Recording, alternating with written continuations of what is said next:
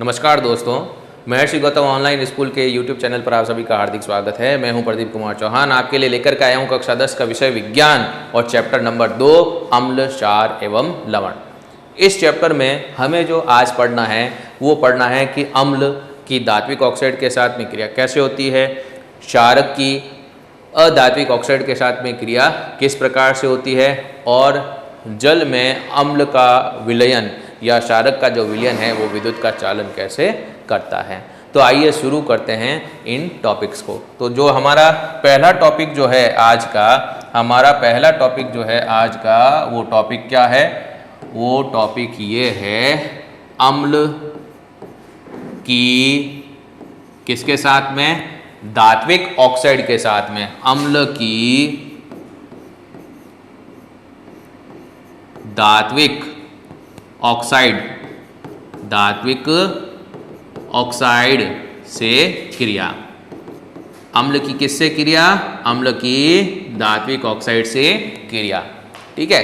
अब अम्ल की जब भी धात्विक ऑक्साइड के साथ भी क्रिया की जाती है तब लवण और जल बनता है। जिस तरीके से उदासीनीकरण अभिक्रिया में अम्ल और क्षारक क्रिया करके लवण और जल बनाते हैं, ठीक उसी तरीके से जब अम्ल और धात्विक ऑक्साइड के मध्य में क्रिया होती है तब लवण और जल का निर्माण होता है। इसका मतलब ये है कि जब धात्विक ऑक्साइड अम्ल के साथ में क्रिया करके लवण और जल बनाते हैं तो धात्विक ऑक्साइड की जो प्रकृति होती है वो कैसी हो जाएगी? क्षारकीय प्रकृति हो जाती है। अब इसको समझते हैं कैसे। यहाँ पर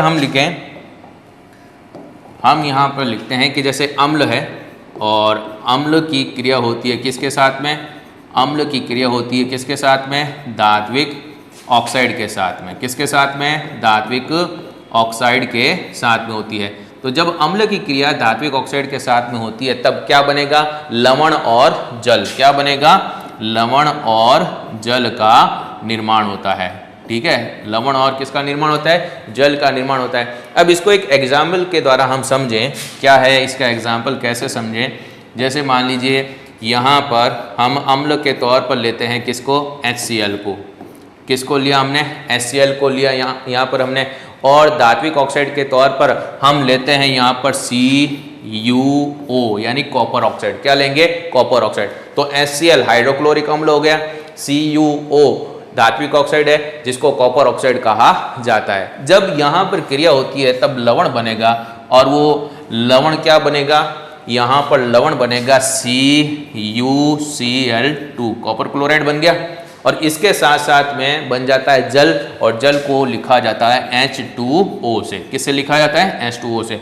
अब समीकरण को हम बैलेंस कर लेंगे। यहाँ पर आप देख सकते हो Cl 2 है और H भी कितने हैं? 2 है। लेकिन यहाँ पर Cl और H दोनों ही एक ही है, तो यहाँ बैलेंस करने के लिए इसके आगे क्या लिख देंगे? 2 लिख देंगे। तो इस एग्जाम्पल में आप देख सकते हो कि अम्ल HCl यानी हाइड्रोक्लोरिक अम्ल जो होता है जब धात्विक ऑक्साइड यानी कि कॉपर ऑक्साइड के साथ भी क्रिया करती है तब लवण कॉपर क्लोराइड का निर्माण हुआ और साथ में क्या बन गया? जल बन गया। ठीक है। तो यहाँ पर हमने लिया क्या क्या है? हमने यहाँ पर लिया है कौन सा अम्ल?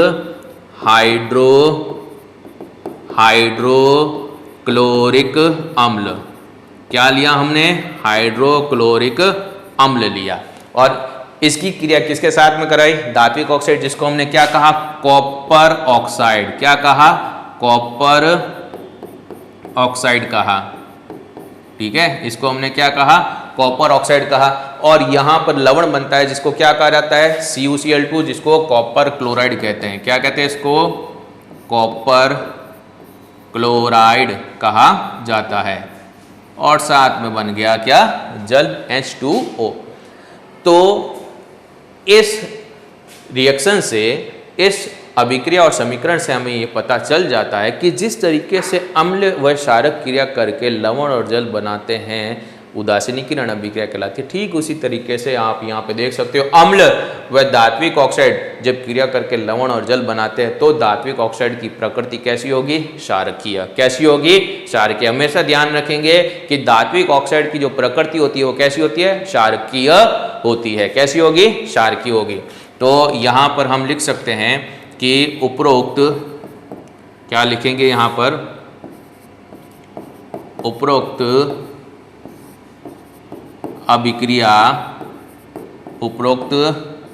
अभिक्रिया में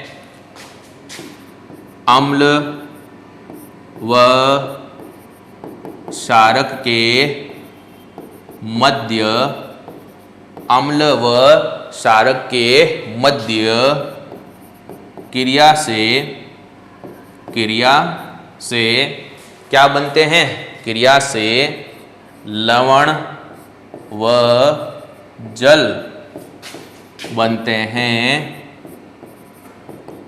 ठीक इसी प्रकार अम्ल व धात्विक ऑक्साइड, ठीक इसी प्रकार अम्ल व धात्विक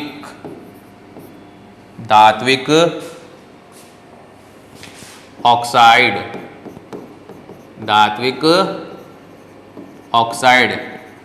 के मध्य क्रिया से भी क्या बनते हैं? लवण और जल। लवण व जल बनते हैं। लवण और क्या बनते हैं? जल बनते हैं। अतः हम कह सकते हैं, अतः हम यह कह सकते हैं कि धात्विक ऑक्साइड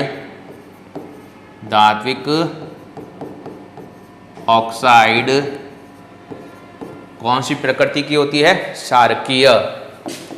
धात्विक ऑक्साइड क्षारकीय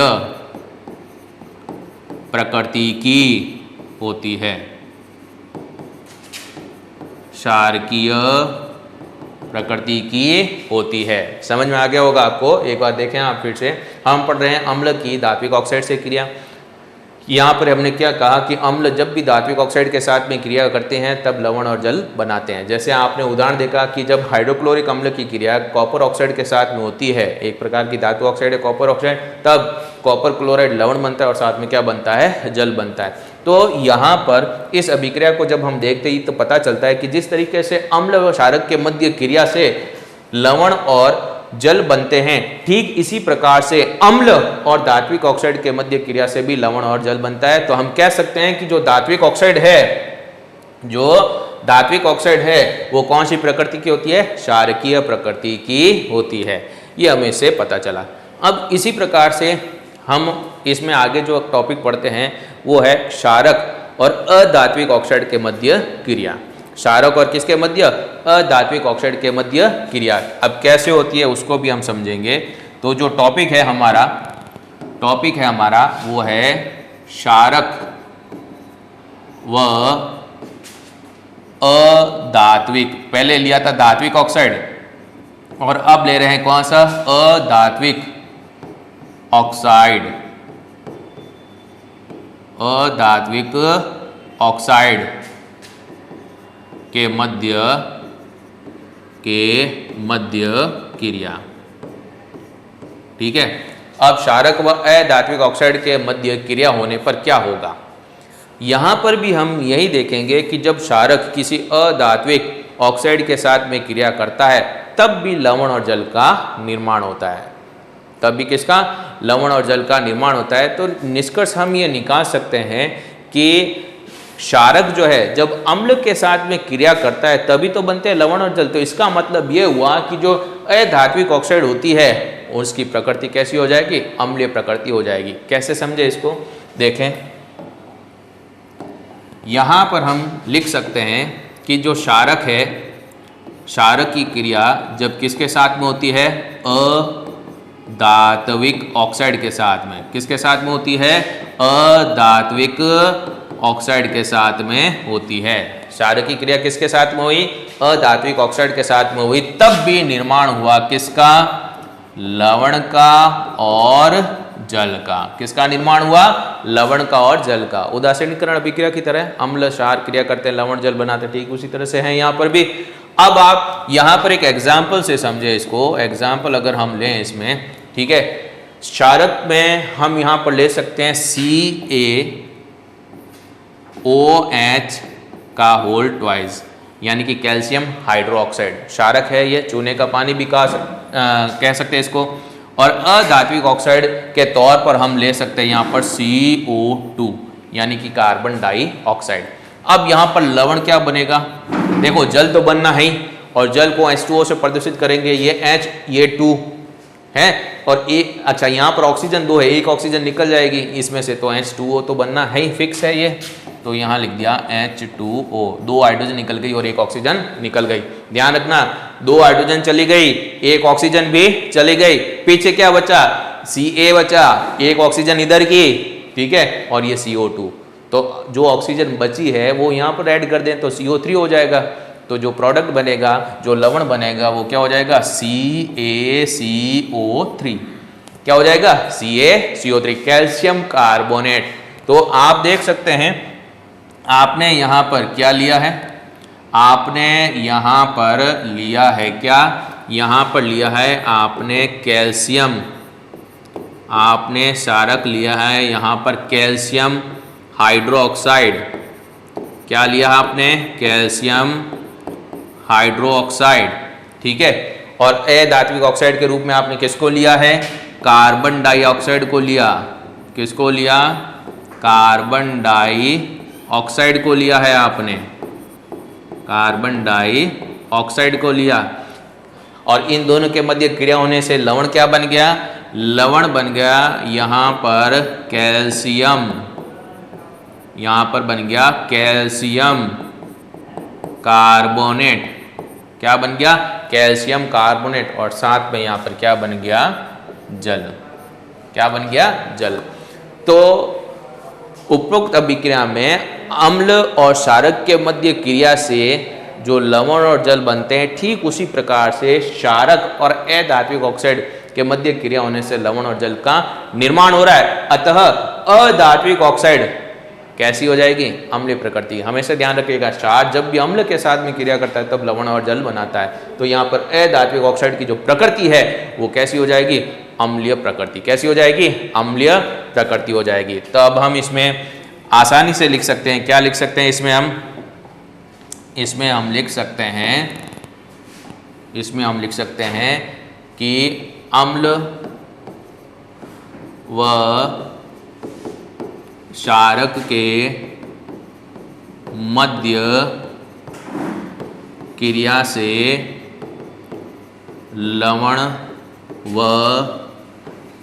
जल बनता है, ठीक है ना। क्या लिखा हमने कि अम्ल व क्षारक के मध्य क्रिया से लवण व जल बनता है। ठीक इसी प्रकार, ठीक इसी प्रकार से, ठीक इसी प्रकार से क्षारक व अधात्विक ऑक्साइड, क्षारक व अधात्विक ऑक्साइड के मध्य क्रिया से, के मध्य क्रिया से, के मध्य क्रिया से क्या बनता है, लवण, लवण व जल बनता है, लवण और क्या बनता है, जल बनता है। अतः हम क्या कह सकते हैं, अतः हम कह सकते हैं कि जो अधात्विक ऑक्साइड है वह अम्लीय प्रकृति की होती है। अतः हम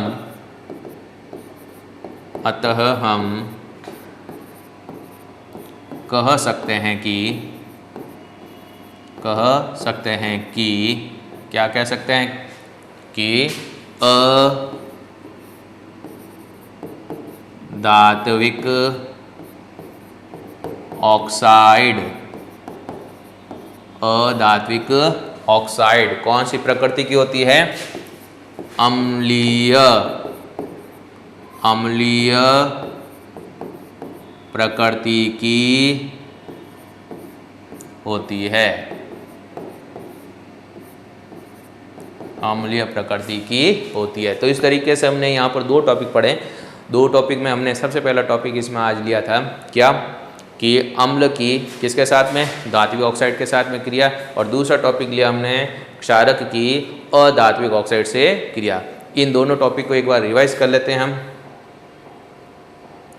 यहाँ पर देखें आप, पहला टॉपिक है अम्ल की धात्विक ऑक्साइड से क्रिया। जब भी अम्ल की धात्विक ऑक्साइड से क्रिया होती है तो क्या बनेगा, लवण और जल। आपको केवल इतना ध्यान रखना है कि अम्ल किसके साथ क्रिया करता है, क्षार के साथ क्रिया करता है, तब क्या बनता है, लवण और जल।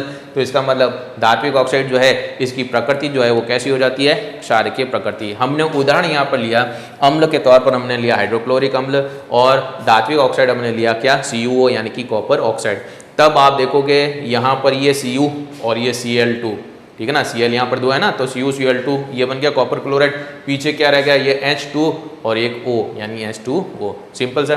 तो यहाँ पर हमने क्या लिखा कि उपरोक्त अभिक्रिया में अम्ल व क्षारक के मध्य क्रिया से लवण और जल बनते हैं। ठीक इसी प्रकार से अम्ल व धात्विक ऑक्साइड के मध्य क्रिया से लवण और जल बनते हैं। तो हम कह सकते हैं कि धात्विक ऑक्साइड जो है कौन सी प्रकृति की होती है, क्षारकीय प्रकृति की होती है। फिर हमने इसके बाद में टॉपिक लिया कि क्षारक व अधात्विक ऑक्साइड के मध्य क्रिया, ठीक है ना। अब आपने यहाँ देखा कि क्षारक और जब अधात्विक ऑक्साइड के मध्य क्रिया की जाती है तब भी क्या बनता है, लवण और जल ही बनता है। यहाँ पर हमने एक समीकरण के द्वारा इसको समझाने की कोशिश की कि क्षारक के तौर पर हमने कैल्शियम हाइड्रोक्साइड CaOH का होल ट्वाइस लिया, जिसको चूने का पानी भी कहा जाता है। इसकी क्रिया करवाई जाती है कार्बन डाइऑक्साइड के साथ में। तब आप देखते हो जल तो बनना है ही, तो H2 और एक ऑक्सीजन यहाँ से निकल जाएगी, पीछे इधर रह गया Ca और एक ऑक्सीजन, जो एक ऑक्सीजन बची है वो यहाँ आ जाएगी तो CO3 हो जाएगा, तो रह गया CaCO3, ये कैल्शियम कार्बोनेट, ठीक है। तो यहाँ पर भी तो हम ये कह सकते हैं कि अम्ल और क्षारक के मध्य क्रिया से लवण और जल बनता है। ठीक इसी प्रकार से क्षारक और अधात्विक ऑक्साइड के मध्य क्रिया से क्या बन रहा है, लवण और जल। तो इसका मतलब अधात्विक ऑक्साइड जो होती है वो कौन सी प्रकृति की होती है, अम्लीय प्रकृति की होती है। अब इसके बाद में जो अगला जो टॉपिक हम पढ़ेंगे उस टॉपिक का नाम है जल में अम्ल का विलयन विद्युत का चालन करता है, अथवा जल में क्षारक का विलयन विद्युत का चालन करता है। ये टॉपिक हम पढ़ते हैं अगले वीडियो में।